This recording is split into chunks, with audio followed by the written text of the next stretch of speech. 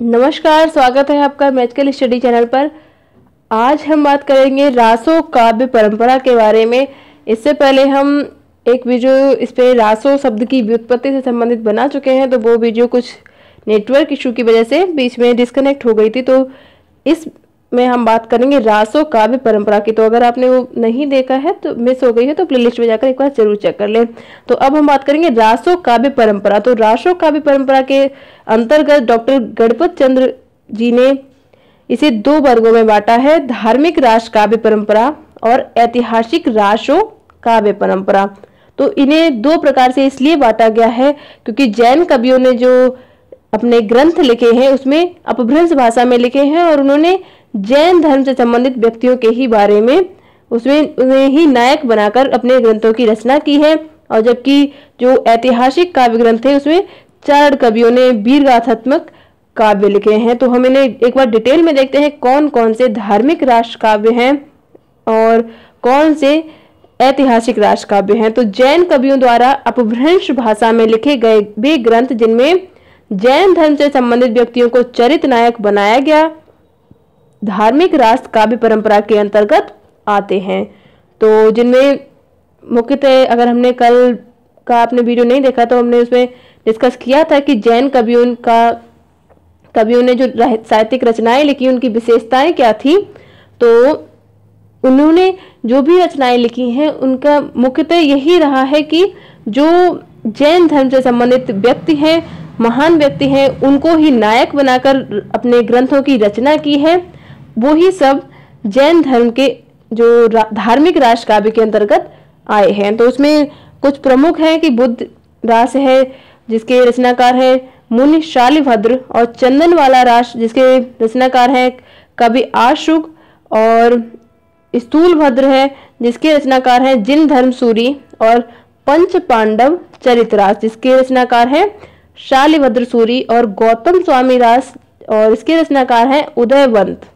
तो ये कुछ प्रमुख काव्य हैं जो धार्मिक रास काव्य परंपरा के अंतर्गत लिखे गए हैं, तो जिन्हें जैन कवियों ने लिखा है, जैन साहित्यकारों ने लिखा है। और अब हम बात करेंगे ऐतिहासिक काव्य परंपरा के अंतर्गत कौन कौन से रचनाएं आती हैं और इसकी प्रमुखता प्रधानता क्या थी। तो जो ऐतिहासिक काव्य परंपरा के अंतर्गत चारण कवियों द्वारा जो रचित काव्य हैं, वीरगाथात्मक काव्य हैं, उनमें से कुछ प्रमुख रचनाएं ये हैं पृथ्वीराज रासो जिसे चंद्रवरदाई ने लिखा है, बिशल देव रासो जिसे नरपति नाल जी ने लिखा है, और खुमार रासो इसे दलपति विजय जी ने लिखा है, और परमाल रासो के रचनाकार हैं जगनिक, और विजयपाल रासो के हैं नल्ल सिंह, और हमीर रासो के सारंगधर, और बुद्धि रासो के जलहर। तो ये जो अलग अलग रचनाकार हुए हैं इन्होंने ऐतिहासिक काव्य परंपरा के अंतर्गत अपनी रचनाएं लिखी हैं, जिसमें ऐतिहासिक में कुछ ये जो रचनाएं हैं इनमें आश्रयदाता जो राजा थे उनकी प्रशंसा की गई है, बहुत ही अतिशयोक्तिपूर्ण प्रशंसा कह सकते हैं उसे, इसमें वीर रस और श्रृंगार रस की प्रधानता मिलती है, और इसमें छंदों की विविधता है, ऐतिहासिकता का अभाव है, कल्पना का प्रचुरता से एकदम कल्पना का प्रयोग किया गया है, और डिंगल पिंगल भाषा का प्रयोग किया गया। ये कुछ ऐतिहासिक काव्य परंपरा के अंतर्गत लिखे गए ग्रंथों की विशेषताएं हैं। तो इनमें अगर हम बात करें पृथ्वीराज रासो की, तो ये तो सबसे ज्यादा जो पृथ्वीराज रासो है इसे ही हिंदी का प्रथम महाकाव्य माना जाता है, जिसमें 69 सर्ग हैं और 2500 पृष्ठ हैं, यानी 2500 पृष्ठों में, जिसमें दिल्ली के जो शासक पृथ्वीराज चौहान के जीवन चरित्र को आधार बनाकर उनके अभिन्न मित्र एवं दरबारी कवि जो थे चंद्रवरदाई, उन्होंने इसकी रचना की है। तो ये इस रचना के बारे में प्रमाणिकता के संबंध में बहुत ही विवाद भी है कि कुछ विद्वान जो हैं जिसे प्रमाणिक मानते हैं और कुछ विद्वान इसे प्रमाणित नहीं मानते हैं। और जो पृथ्वीराज रासों में जो छंद अलग तरह के प्रयोग किए गए हैं, जिसमें कवित्त, छप्पय, दूहा, तोमर, त्रोटक, गाहा और आर्य, ये कुछ इसके मुख्य छंद रहे हैं। और इसे चंद्रवरदाई को छप्पय छंद का विशेषज्ञ माना जाता था। और इसमें जो इसमें काफी विवाद इसलिए भी रहा है क्योंकि इसमें जो दिए गए नाम हैं, संबत है, वो इतिहास से मेल नहीं खाती हैं। जो भाषा संबंधी अव्यवस्था भी है इसमें, जो कि इसकी अप्रामाणिकता को पुष्टि करती है। और रामचंद्र शुक्ल जी की बात करें या मुंशी देवी प्रसाद जी की या फिर गौरी शंकर हरिचंद ओझा जी की, तो इसे पूर्णतः अप्रामाणिक मानते हैं। पूर्णतः रामचंद्र शुक्ल जी ने इसे अर्ध प्रमाणिक माना है, और जो कुछ विद्वान हैं जो इसको प्रमाणित मानते हैं उसमें आपके जो हो जाएंगे श्याम सुंदर दास, मोहन लाल, विष्णु पांड्या और मिश्र बंधु है, कर्नल टार्ड जो है, इन्होंने इसे प्रमाणित माना है। तो इन्हें हमें ध्यान रखने की जरूरत है कि हजारी प्रसाद द्विवेदी ने इसे और सुनीत कुमार चटर्जी ने इसे अर्ध प्रमाणिक रचना माना है। तो आचार्य रामचंद्र शुक्ल जी ने तो ये लिखा है कि चंद्रवरदाई हिंदी के प्रथम महाकवि माने जाते हैं और इनका पृथ्वीराज रासो हिंदी का प्रथम महाकाव्य है। और इसी प्रकार मिश्र बंधुओं ने भी लिखा है कि हिंदी का वास्तविक प्रथम महाकवि चंद्रवरदाई को ही कहा जा सकता है। तो ये आचार्य रामचंद्र शुक्ल जी ने इसे प्रमाणित ही माना है। तो कई जगह अप्रमाणित भी लिखा रहता है, तो कुछ इसके बारे में, पृथ्वीराज रासो के बारे में एक अलग से पूरा वीडियो बनाएंगे, क्योंकि इसके बारे में किसने इसे प्रमाणित माना है, अप्रमाणित माना है, अर्ध प्रमाणित किसने माना है, तो ये सभी डिस्कस करेंगे। क्योंकि प्रमाणिक जो श्याम सुंदर दास जी ने माना है, मिश्र बंधु ने, उन्होंने किस बात को आधार बनाकर इसे प्रमाणित माना है, वो भी डिस्कस करेंगे। तो अप्रमाणिक आचार्य रामचंद्र शुक्ल जी का माना जाएगा, अर्ध प्रमाणिक उन्होंने कहा है, तो इसमें ना उसका प्रमाणिक रह गया ना वो अप्रमाणिक में आ गया, अर्ध प्रमाणिक है। तो और अगर बात करें बीशल देव रासो की, तो ये 125 छंद का एक प्रेम परक रचना है जिसे नरपत नाले जी ने लिखा था, और ये एक मुक्तक काव्य है। तो इस ग्रंथ की रचना जो संबत की बात करें तो 1212 विक्रमी में हुई थी, और अगर ईस्वी में देखें तो 1155 ईस्वी में हुई थी। और ये काव्य भी जो है, काव्य ग्रंथ है, ये भी और जो रासो ग्रंथ हुए हैं उनकी तरह ही इसकी ऐतिहासिकता भी काफी भ्रांतियों से युक्त मिलती है।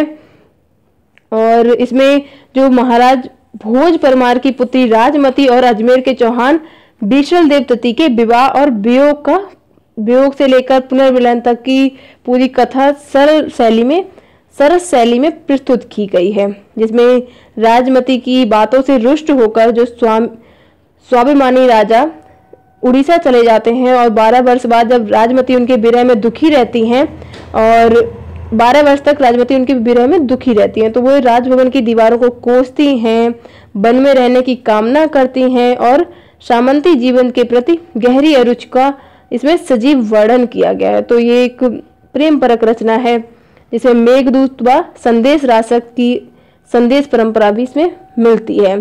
तो बीशल देव रासो में जो चरित्र नायक है अजमेर के शासक विग्रह राज चतुर्थ हैं, यानी बीशल देव हैं, जिनका विवाह परमार वंश की राजा भोज की कन्या राजमती से हुआ था, ये ध्यान रखें। तो इसमें प्रथम खंड जो है वो इसी कथा का संबंध इसी वृतांत से मिल जाता है, और द्वितीय खंड में रानी राजमती के व्यंग से रुष्ट होकर जो बीशल देव उड़ीसा चले जाते हैं उसका वर्णन है, 12 वर्ष तक जहां वहां निवास करते हैं। और तृतीय खंड में रानी राजमती के विरह का इसमें वृतांत है, जिसमें, और चतुर्थ खंड में बात करें तो इसमें पुनर्मिलन का इसमें वर्णन है। इस तरह ये जो कथा है इसे 4 खंडों में विभक्त किया गया है, और कथा क्रम होते हुए भी ये मुक्तक गे काव्य है। तो ये भी एमए के सिलेबस में काफी इसका काफी वर्णन किया गया है और सम्मिलित इसे किया गया है। और इसके बाद बात करें खुमाड़ रासो की, तो इसके रचयिता दलपत विजय हैं। तो रामचंद्र शुक्ल के अनुसार इनका रचना काल 9वीं शताब्दी है, क्योंकि इसमें 9वीं सदी के चित्तौड़ राजा खुमाड़ के युद्धों का चित्रण किया गया है। और राजस्थान के कृत संग्रहालयों ने इसे 17वीं शताब्दी की रचना माना है, क्योंकि इसमें 17वीं शताब्दी के जो चित्तौड़ राजा राजनरेश तक के राजाओं का वर्णन मिलता है, परंतु ये सत्य नहीं है। तो आचार्य रामचंद्र शुक्ल जी ने इसे 9वीं सदी की रचना माना है, तो इसको ही मान सकते हैं। और मोतीलाल मनेरिया ने 17वीं सदी की माना है, तो इसके बारे में भी काफी मतभेद ही है। तो इसकी भी प्रमाणिकता भी हस्तलिखित प्रति जो है ये पूना संग्रहालय में अभी भी उपलब्ध है। और अगर बात करें परमाल रासों की, तो परमाल रासों के रचयिता जगनिक हैं, जिसमें जगनिक महोबा के राजा परमार देव का आश्रित था। इसमें आला और उदल दो वीर सरदारों की वीरतापूर्ण लड़ाइयों का वर्णन किया गया है और इसी आधार पर इसका रचना काल 13वीं शताब्दी माना जाता है। तो इसमें भी वीर रस की प्रधानता है और आज भी इसे ग्रामीण क्षेत्रों में गाया जाता है। और जो चार्ल्स इलियट थे, इन्होंने इसका प्रकाशन आला खंड नाम से करवाया था, जिसके आधार पर श्याम सुंदर दास ने परमाल रासों का पाठ निर्धारित कर उसे नागरिक प्रचारणी सभा में प्रकाशित करवाया। और आचार्य हजारी प्रसाद द्विवेदी ने इसको भी अप्रमाणिक माना है, अर्ध प्रमाणिक माना है, सॉरी। और इसी तरह इसके बारे में मतभेद ही रहा है। और बात करें विजयपाल रासों की, तो इसके रचनाकार हैं नल सिंह। और हमीर रासो, इसके रचनाकार है सारंगधर। और बुद्ध रासों के जलहड़ हैं। तो इसी तरह ये सभी रचनाएं हैं और उनके सभी रचनाकार जो प्रसिद्ध रही हैं, इन्हें आगे हम डिस्कस करेंगे। तो ये कुछ रचनाओं का एक सारणी है पूरी, इसको ध्यान रखें।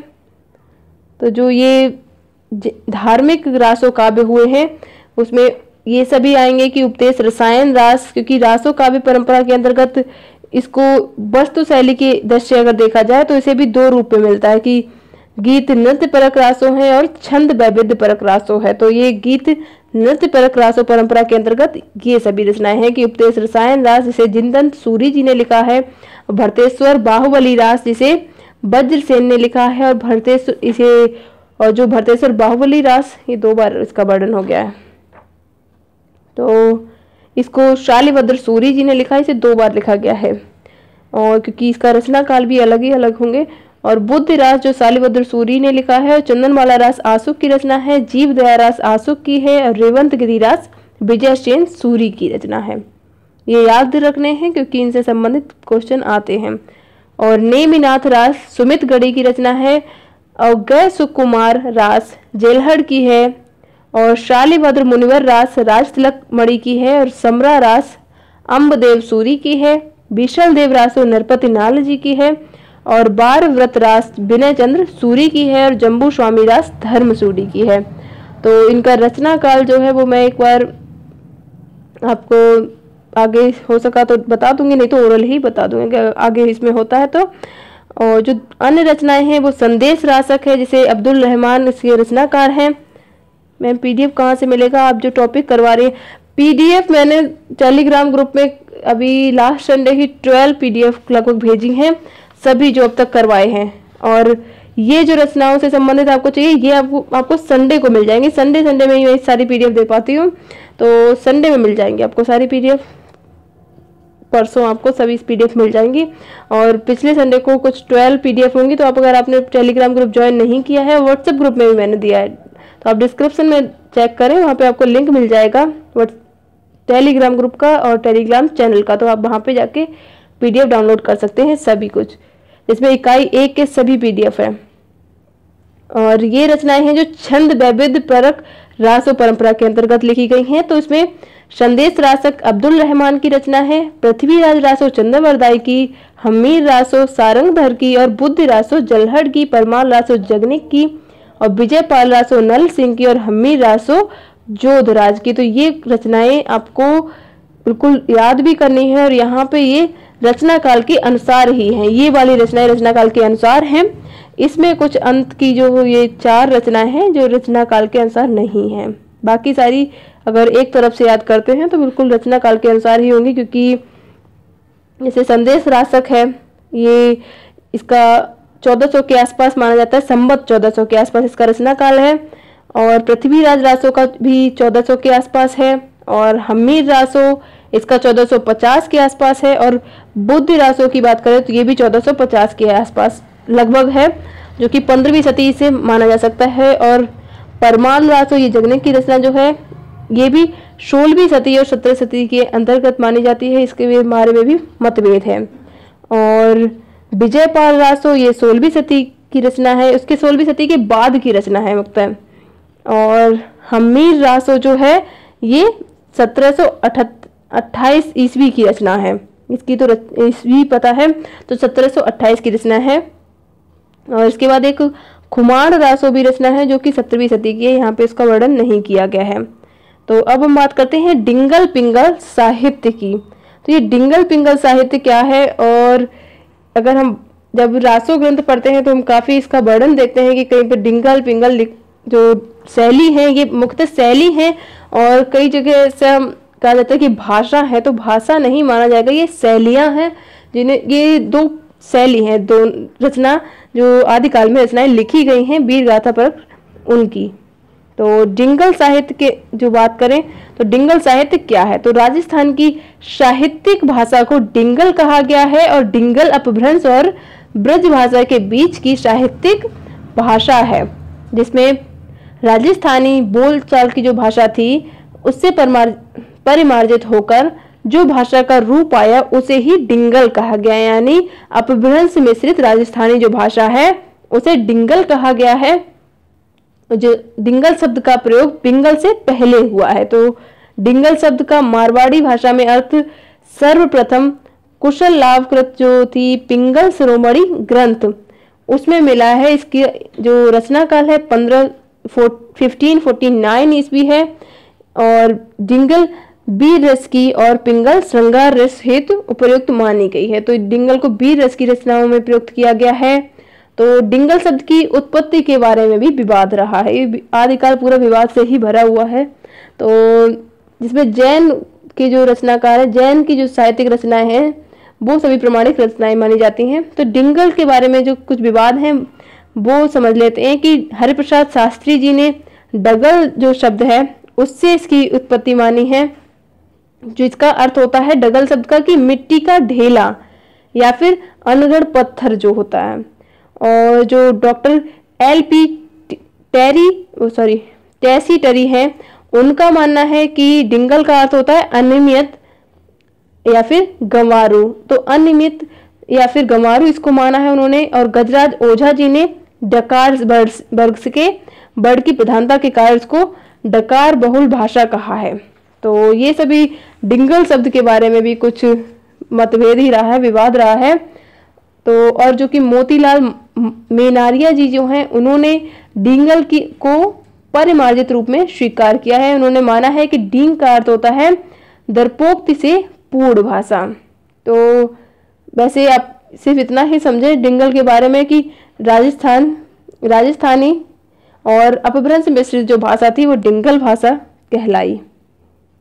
तो डिंगल काव्य में वैण सगाई अलंकार की विशिष्ट महत्ता है। उसमें काफी ढोला मारूरा दोहा और रणमल छंद ये आदिकाल की कुछ प्रमुख रचनाएं हैं जिसे डिंगल काव्य में लिखा गया था।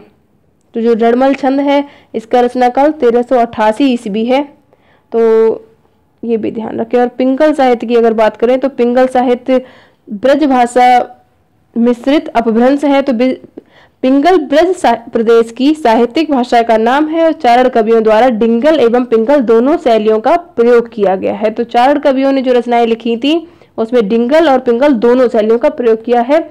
तो ये एक चीज मैंने जो बताई थी, ये डिंगल पिंगल भाषा नहीं है, शैलियां हैं।